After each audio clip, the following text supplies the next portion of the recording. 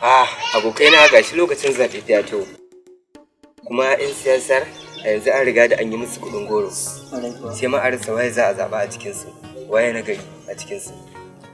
Ko ya kuka ce abokai na? Gaskiya abin da yake faruwa yake.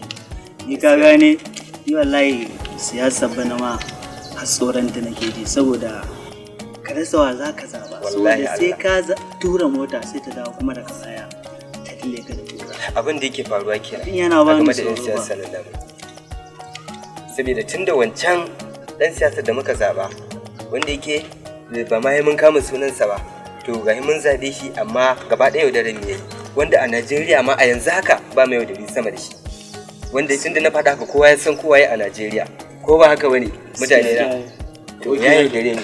Saboda haka duk wani ɗan siyasa ma yanzu ana masa kallon in ma an zaɓe shi ba zai yi mutane komai ba. Sai dai iwaltar da mutane. Ana musu kallon sai madaurin ki ɗaya ba. Wannan haka yake. Amma fa ni ana tunanin gaskiya bai kamata mu yi mutane kuɗin gora ba a rayuwa ko ba haka ba. Kuma duk inda ka je ba a rasa al'adu. Gaskiya dai to. Ni dai ina ganin a shawarce, ina ganin akwai mafita. Akwai dan majalisa da ya tsaya a jam'iyyar PRP mai alama kan mu kullun alkai Suleiman Dalib Darga. Wannan shine mafitan mu. Ko ba haka ba tunda wancan sun yi yaudare mu. Kun ga bai kamata a ce mu tsaya mu tai musu kudin gora ba.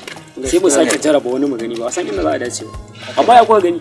Haka ne. Wannan shawara ta tabbas. Bai kamata mu ringa yanke mutane kudin abokina. Duk inda ka je ba a rasa ban tare numfashinka ba abokina. Tabbas na ji ana faɗar wannan bawan Allah.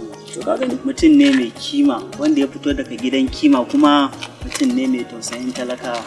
To me zai hana mu nuna jama'a cewar ka samu naka ka samu nawa mu nuna musu cewar su fito mu zaɓi cancanta.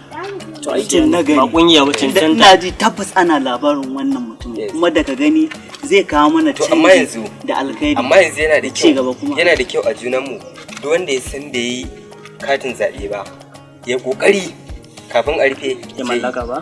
Saboda in ba mu wannan ba ba za mu samu damar da za mu je mu zaɓi shi wannan bawan Allah da muke so ba.